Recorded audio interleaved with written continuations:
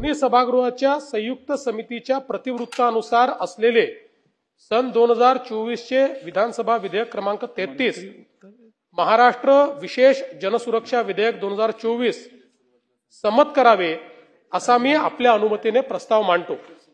अध्यक्ष महोदय, या ठिकाणी आपल्याला कल्पना आहे की हे जे काही विधेयक आहे हे विधेयक आपण डिसेंबरच्या अधिवेशनामध्ये सभागृहामध्ये मांडलं होतं आणि त्यानंतर सभासदांची अशी इच्छा होती की याच्यावर विस्तृत चर्चा झाली पाहिजे आणि राज्य सरकारलाही या विधेयकाबद्दल वेगवेगळ्या प्रकारच्या ज्या अफवा होत्या त्या अफवांना योग्य उत्तर मिळालं पाहिजे आणि लोकशाही पद्धतीनं हे विधेयक मंजूर झालं पाहिजे म्हणून आपण हे संयुक्त चिकित्सा समितीकडे पाठवायचा निर्णय घेतला। या संयुक्त चिकित्सा समितीमध्ये श्री चंद्रशेखरजी बावनकुळे माननीय महसूल मंत्री हे समिती प्रमुख म्हणून यांनी चांगलं काम त्या ठिकाणी केलं। या संयुक्त चिकित्सा समितीमध्ये सन्माननीय श्री जयंतराव पाटील, श्री नानाभाऊ पटोले, श्री भास्करराव जाधव, श्री विजय वडेट्टीवारजी, डॉक्टर जितेंद्र आव्हाडजी, श्री दीपक केसरकरजी, श्री अनिल पाटीलजी, श्रीमती मनीषा चौधरी, श्री मंगेश कुडाळकर, श्री अजय चौधरी, श्री रणधीर सावरकर, श्री तुषार राठोड, श्री राजेश पाडवी, श्री रमेश बोरनारे, श्री सिद्धार्थ शिरोळे, श्री मनोज कायंदे हे विधानसभा सदस्य आणि यांच्यासोबत विधान परिषदेचे सदस्य श्री सतेज उर्फ बंटी पाटीलजी, श्री विक्रम काळेजी, श्री शशिकांत शिंदेजी, डॉक्टर मनीषाताई कायंदे, श्री सुनील शिंदेजी, श्रीमती उमाताई खापरे, श्री ज्ञानेश्वरजी म्हात्रे व श्री अमित गोरखे आणि त्याचप्रमाणे श्री अंबादासजी दानवे अशा प्रकारे या सर्व सदस्यांनी या विधेयकावर या ठिकाणी संयुक्त चिकित्सा समितीमध्ये काम केलं। पहिल्यांदा तर मी समिती प्रमुख आणि समितीच्या सर्व सदस्यांचे आभार मानतो की त्यांनी सातत्याने या विषयावर चर्चा करून क्लॉज बाय क्लॉज विचार करून त्याचप्रमाणे जवळपास 12,000 सूचना या जनतेकडनं आल्या होत्या त्याचंही वर्गीकरण करून आणि आपला जो अंतिम अहवाल आहे तो अहवाल या सभागृहाला सादर केलेला आहे। मला हे विशेषतः नमूद केलं पाहिजे की हा अहवाल सादर होत असताना या अहवालाला कुठली डिसेंट नोट नाही। हा अहवाल जो आपल्या पुढे आलेला आहे याच्यामध्ये कुठली डिसेंट नोट नाही आहे, ही आनंदाची गोष्ट आहे। जयंतराव, ही फार समाधानाची गोष्ट आहे। ते एक्झॅक्टली तुम्ही जे जे सांगितलं ते सगळं मान्य झालेलं आहे आणि तुम्ही काही चुकीचं सांगितलेलं नाही आणि काही चुकीचं केलेलं नाही।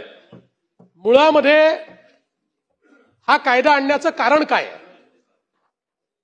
तर आपल्याला कल्पना आहे की देशामध्ये मोठ्या प्रमाणात मागच्या काळामध्ये काही राज्य ही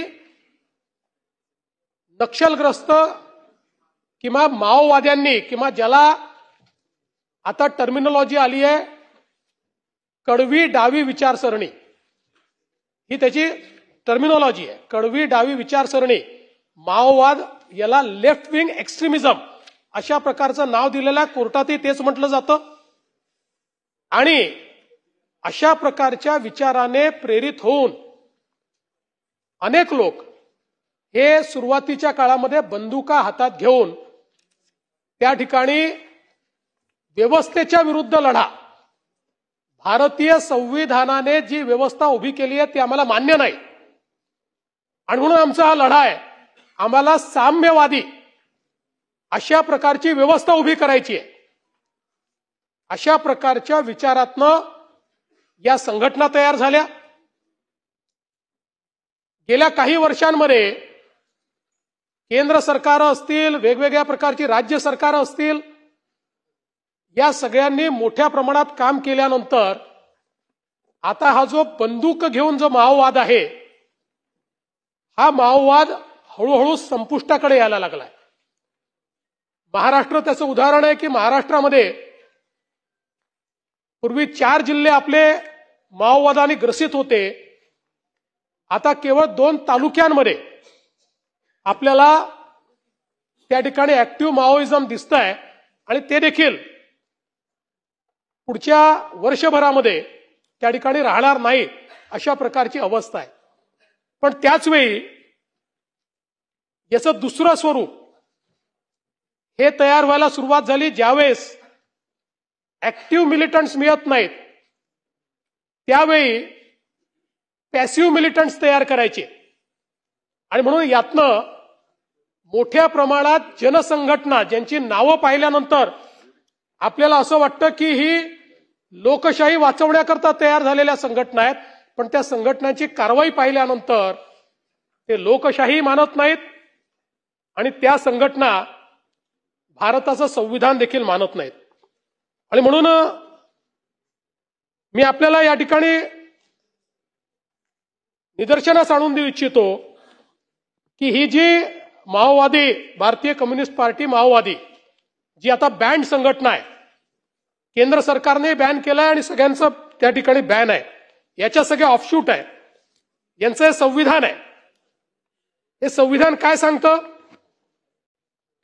हे संविधान सांगतं मार्क्सवादी लेनिनवाद माओवाद इनकी गतिविधियों को सभी क्षेत्र में इसके विचारों का मार्गदर्शन करने वाला विचारात्मक आधार क्रांति के एक अंग के रूप में भारतवर्ष में नवजनवादी क्रांति को आगे बढ़ाना तथा उसे पूरा करना है. पार्टी का अंतिम लक्ष्य अधिकतम साम्यवादी व्यवस्था की स्थापना है. यह नवजनवादी क्रांति सशस्त्र कृषि क्रांतिकारी युद्ध अर्थात दीर्घकालीन लोक युद्ध जिसका केंद्रीय कार्यभार इलाकावार सत्ता दखल करना और उसके जरिए आगे बढ़ना यह होगी. दीर्घकालीन लोक युद्ध गांवों से शहरों को घेरते हुए और अंत में उस पर कब्जा करते हुए आगे बढ़ाया जाएगा. इसलिए देहाती इलाके और साथ ही साथ दीर्घकालीन लोक युद्ध एकदम शुरुआत से ही पार्टी कार्य के गुरुत्व केंद्र बने रहेंगे. इस क्रांति की पूरी प्रक्रिया के दौरान पार्टी, सेना और संयुक्त मोर्चा 3 जादुई हथियारों की भूमिका निभाएंगे. जनसंगठन और जनसंघर्ष आवश्यक और अपरिहार्य है, किंतु उनका उद्देश्य युद्ध की सेवा करना है. गुरिल्ला जोनों को और गुरिल्ला आधारों को विकसित करना तथा रूपांतरित करते हुए आधार क्षेत्रों की स्थापना करना और पूर्ण रूप से विकसित एक जनमुक्ति सेना बनाना पार्टी का फौरी और सबसे अनिवार्य कार्यभार है. मी सगळं आपल्याला वाचून दाखवणार नाही, पण त्यातल्या काही महत्वाच्या गोष्टी वाचून दाखवणार आहेत. मग आता याचा उद्देश काय? त्यांनी मग त्याच्यात उद्देश दिलाय. लक्ष्य और उद्देश्य. पार्टी का फौरी लक्ष्य केवल दीर्घकालीन लोक युद्ध द्वारा साम्राज्यवाद और नौकरशाही पूंजीवाद को उखाड़ फेंक कर नवजनवादी क्रांति को संपन्न करना तथा सर्वहारा वर्ग के नेतृत्व में जनता के जनवादी अधिनायकत्व की स्थापना करना है. म्हणजे भारतीय संविधानाला उडतवून टाकायचं आहे. यह आगे साम्यवाद की स्थापना के लिए संघर्ष करेगी. पार्टी का अंतिम लक्ष्य सर्वहारा वर्ग के नेतृत्व में क्रांति को निरंतर जारी रखते हुए साम्यवाद की स्थापना करना और इस दुनिया से शोषण की व्यवस्था को समाप्त करना. आता याच्या पलीकडे सगळ्यात महत्वाचा पॅराग्राफ तुम्हाला वाचून दाखवतो. त्यांचं काय म्हणणं आहे, काय करायचं आहे त्यांना. उसे पार्टी के अधिकार कर्तव्य दिले आहेत.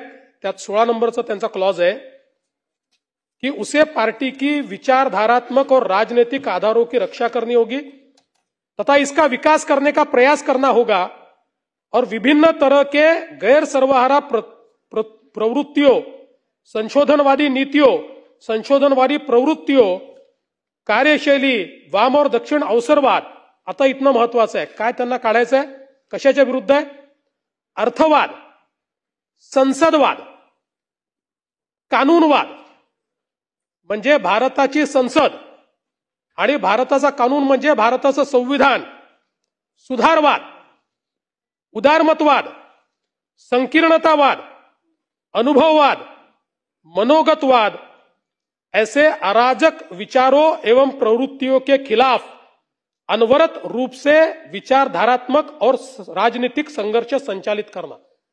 कोणाच्या विरुद्ध आहे? देशाच्या संविधानाच्या विरुद्ध, देशाच्या संसदेच्या विरुद्ध, सुधारमतवादाच्या विरुद्ध, उदारमतवादाच्या विरुद्ध, अनुभववादाच्या विरुद्ध आणि मनोगतवादाच्या विरुद्ध निरंतर युद्ध पुकारायचं, अशा प्रकारची यांची नीती आहे. आणि हे कुठे कुठे करायचं? केवळ जंगलामध्ये करायचं असं नाही. मी त्यातला मधला पोर्शन वाचतोय. नगर शहर कमेटी उसी स्तर में चुनी जाएगी. पार्टी सेल इसके किसी एक गांव में अथवा 2 या 3 गांवों को मिलाकर अथवा एक फैक्ट्री अथवा एक शैक्षणिक संस्थान में अथवा मोहल्ले में अथवा 2-3 मोहल्लों को मिलाकर 3 से 5 सदस्य ये चुने जाएंगे और जन संगठनों की इकाइयों में सेल गठित किए जाएंगे. हे जे आपण ज्याला शहरी माओवाद म्हटलं, शहरी नक्षलवाद म्हटलं, तो हा आहे. हे त्यांचं डिझाईन आहे. आणि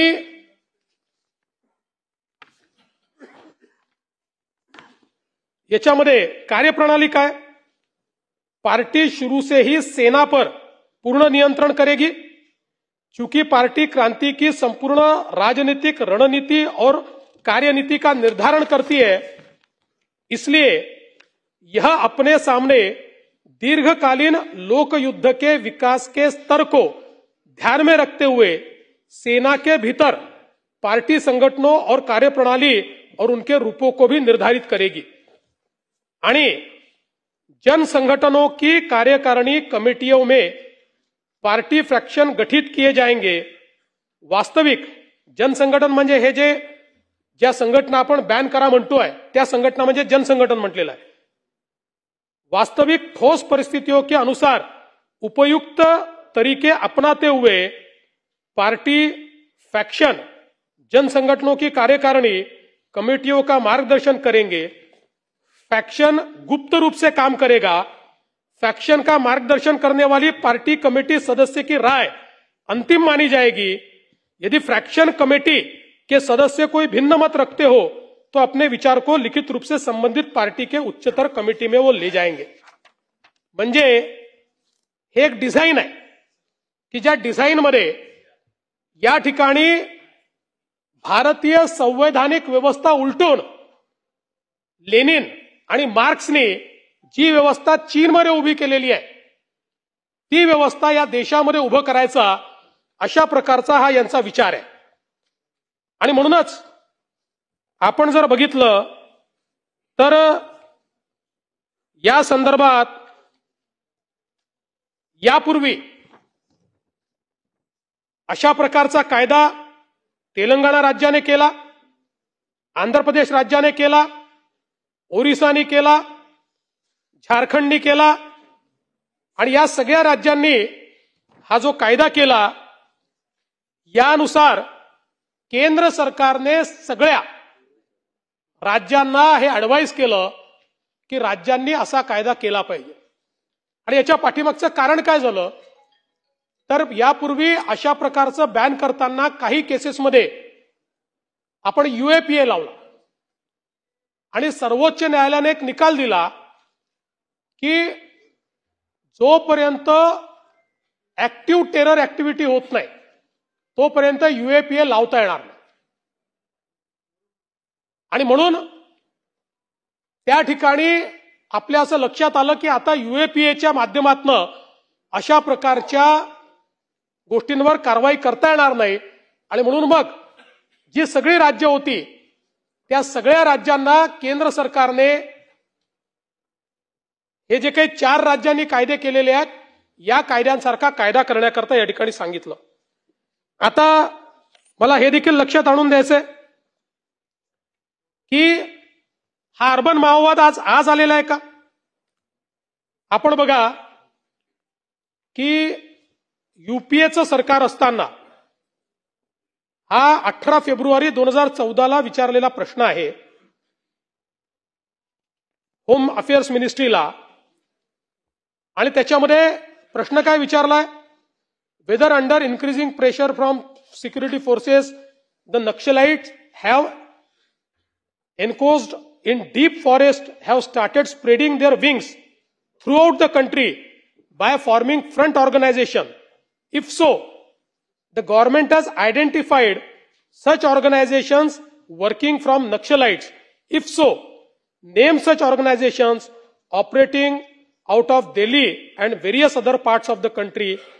The details of the action taken to keep watch on the operations of the organization and the action taken against them. त्यावेळी होम मिनिस्टरनी दिलेला या ठिकाणी रिप्लाय आहे. ज्या रिप्लायमध्ये त्यांनी काय म्हटलंय? On the occasions during operation by security forces the CPI Maoist underground cadres shift to softer areas including urban areas looking for safe hideouts. On such occasions, the overground front organizations provide safe hideouts to armed cadres. The front organizations also facilitate procurement of supplies to the Maoist war machinery. They also initiate legal action on various issues to slow down the enforcement regime. They also adept at the dissemination of propaganda and disinformation to demonize the state and security forces. Of late, it has also come to notice that members of such fronts and organizations are mentoring professional revolutionaries to be inducted in the underground movement. दुसरं उत्तर त्यांनी काय दिलंय? Yes, madam. The list of active front organizations of the CPI Maoists operating in the country is annexed. The activities of CPI Maoist and its front organizations are closely monitored and suitable action wherever warranted is taken by the state government concerned. आणि मग त्यांनी ही यादी दिली आहे, प्रत्येक राज्याची यादी दिली आहे. आंध्र प्रदेश, बिहार, छत्तीसगड, दिल्ली, गुजरात, झारखंड, कर्नाटका, केरळ, महाराष्ट्र आणि ओडिसा,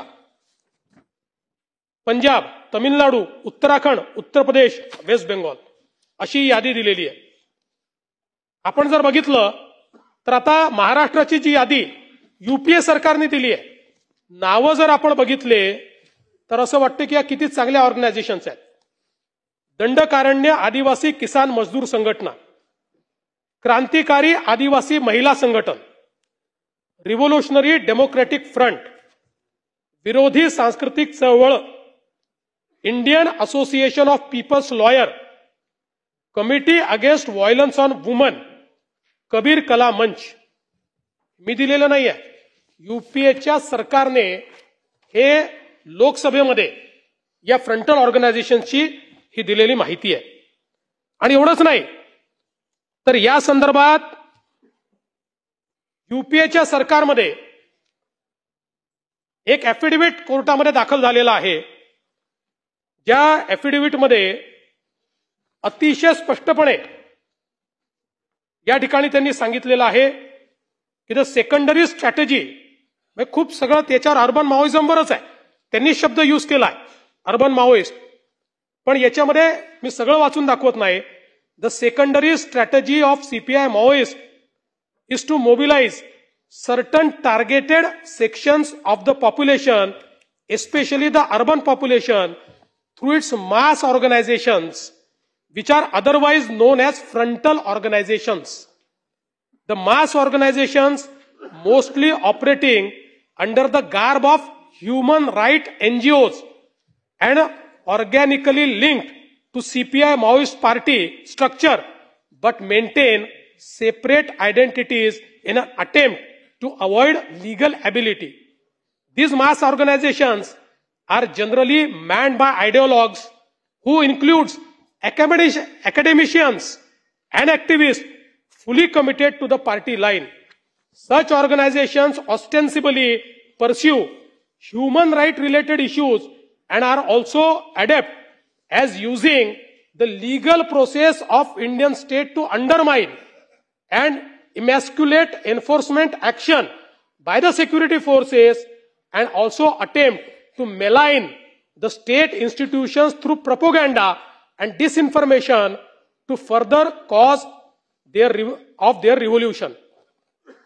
त्यानंतर त्यांनी तिसरी एक सांगितलेली आहे की अशा कशा प्रकारे या सगळ्या ऑर्गनायझेशनचा एकत्रितपणे आपल्या संविधानावर अटॅक होतो हे सगळं त्यांनी त्या ठिकाणी सांगितलेलं आहे. हे ॲफिडेव्हिट या ठिकाणी युपीएच्या सरकारने माननीय सर्वोच्च न्यायालयाला त्यावेळी दाखल केलेलं आहे. आता आपण जर या ठिकाणी बघितलं तर आज कायदा नसल्यामुळे काय अवस्था आहे तुम्हाला सांगतो. ज्यांच्याकडे कायदा आहे, आंध्र प्रदेश 19 संघटना आहेत, त्यातल्या 7 त्यांनी बॅन केलेल्या आहेत. त्यानंतर झारखंड 14 संघटना आहेत, 14 बॅन झालेल्या आहेत. त्यानंतर तेलंगणा 29 संघटना आहेत, त्यातल्या 7 त्यांनी बॅन केलेल्या आहेत.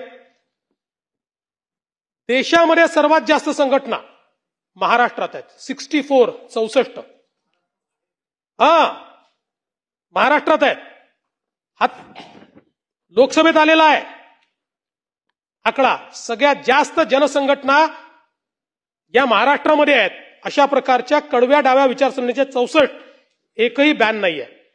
आणि याच्या व्यतिरिक्त 6 संघटना अशा आहेत महाराष्ट्रामध्ये की ज्या या 4 राज्यांनी बॅन केल्या आहेत, पण महाराष्ट्रामध्ये कायदा नसल्यामुळे ते महाराष्ट्रात ऑपरेट करतायत. त्यांचं हेड ऑफिस महाराष्ट्र आहे आणि ते महाराष्ट्रातनं ऑपरेट करतायत. त्यामुळे एक प्रकारे महाराष्ट्र सेफ हेवन झालाय. आणि अशा प्रकारे 4 राज्यांनी बॅन केलेल्या संघटना महाराष्ट्रात ऑपरेट करतात. 64 संघटना. आता जर आपण बघितलं तर सगळ्यात मोठा हॉटबेड हा त्यांनी या ठिकाणी महाराष्ट्र सांगितलेला आहे. आणि त्यातही जे काही त्यांचे डॉक्युमेंट्स आहेत वेळोवेळी छाप्यांमध्ये सापडलेले आहेत, त्याच्यामध्ये मुंबई, पुणे, नागपूर, नाशिक आणि गडचिरोली, कोकण, अमरावती आणि बीड प्रदेशाचा समावेश. याच्यामध्ये हे सगळं विस्तारित करायचं आहे. अशा प्रकारचे त्यांचे हे सगळे डॉक्युमेंट्स आपल्याला या ठिकाणी सापडलेले आहेत.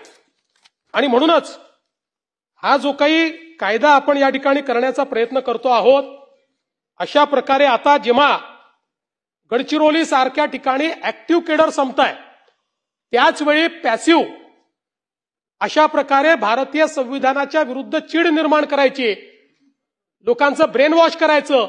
जसं ISI किंवा आयसिस हे रॅडिकलायझेशन करतं, हे वेगळ्या प्रकारचं रॅडिकलायझेशन आहे.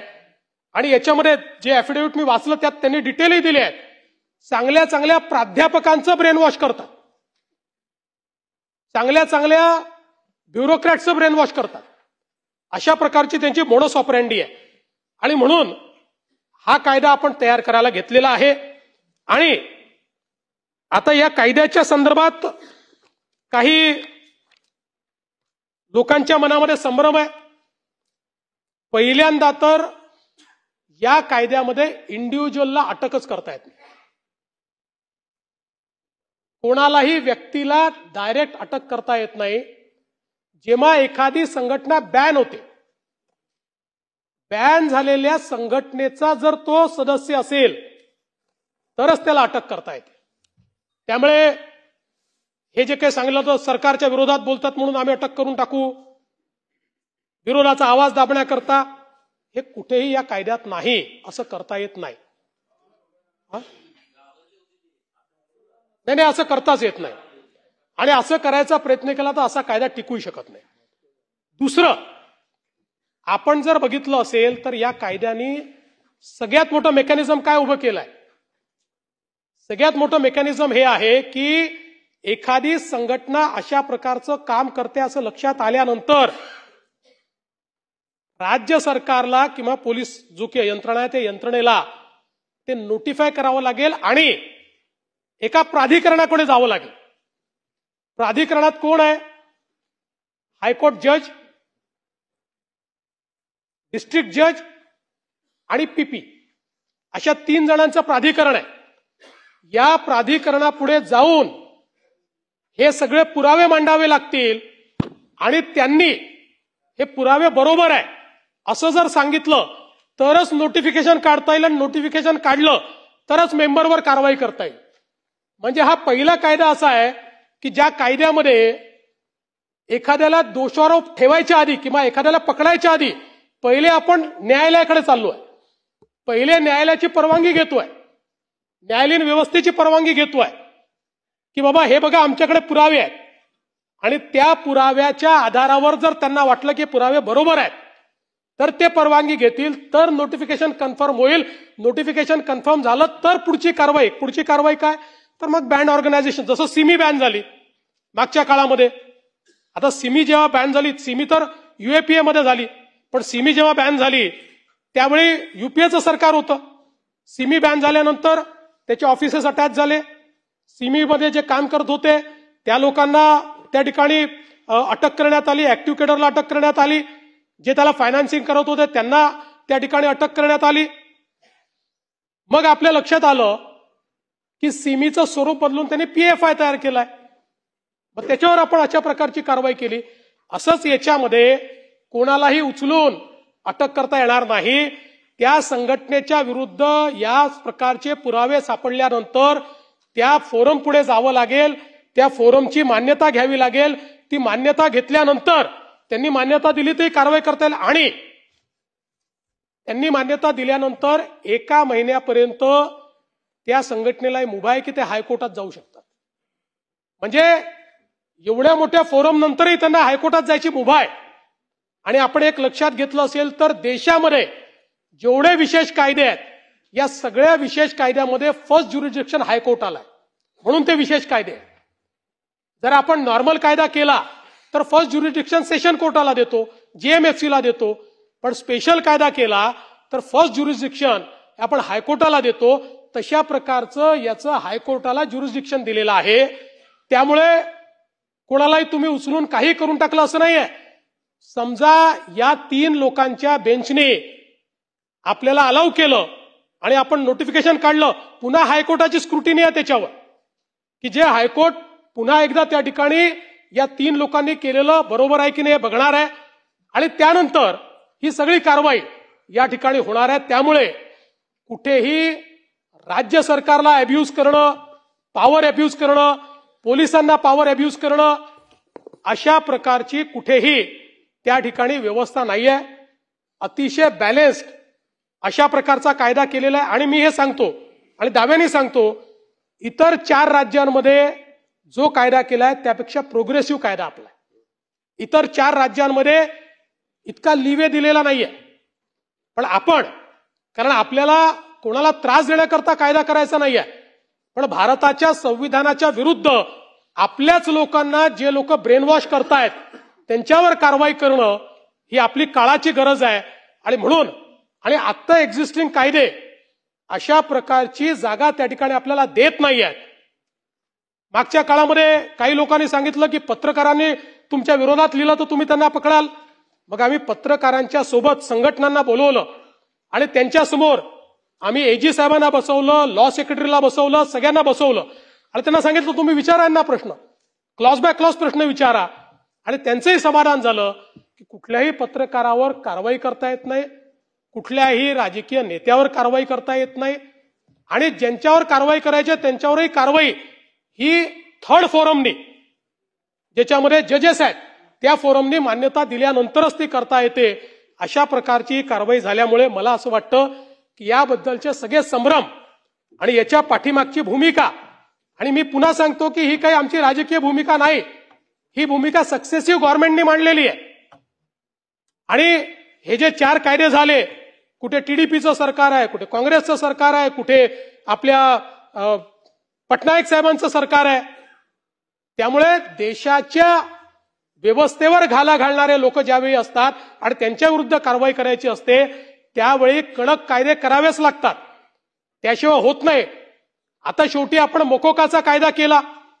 मकोकाच्या कायद्यामध्ये मला सांगा, तुम्हाला डिस्ट्रिक्ट कोर्टात जाता येतं का?